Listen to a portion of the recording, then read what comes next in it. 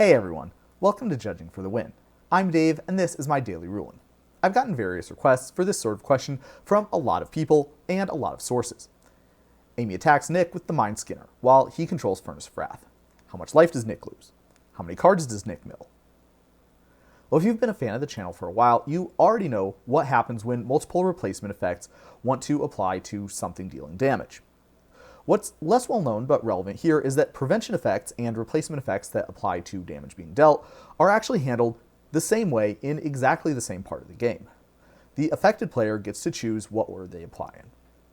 Now, the last time I made a video on this topic, I had some commenters arguing that Amy should be considered the affected player because these replacement effects and prevention effects are affecting the damage that her permanent will deal.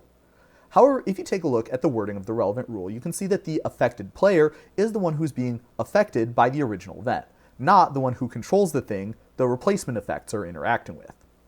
If my creature is going to deal 10 damage to you, I am affecting you. You are the affected player. Thanks to all the people who write comments like that, by the way. As someone who already knows the answer, sometimes it's hard for me to put myself in the shoes of my target audience, i.e. someone who doesn't already know what the correct answer is supposed to be. This is a point of confusion I would not have been able to address just by myself. Anyway, based on that discussion, we can say that Nick, as the affected player, gets to choose which replacement or prevention effect applies first. Maybe he'll choose his own Furnace of Rath.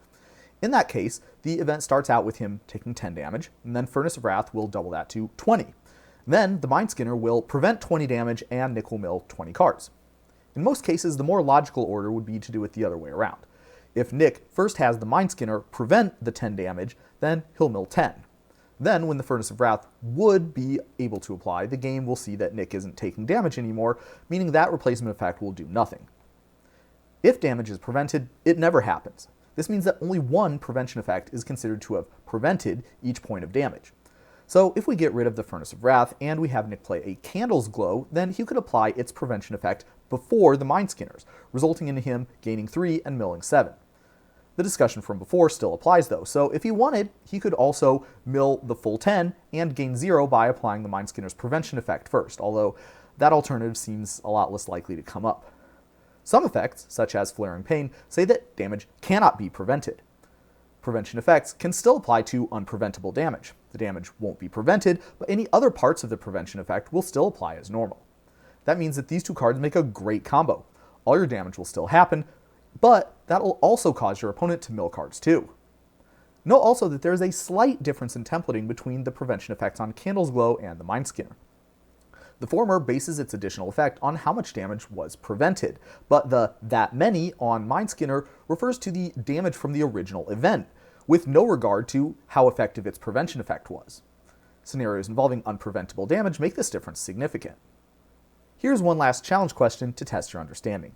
Amy attacks with the Mindskinner and then plays Insult. How much life does Nick lose?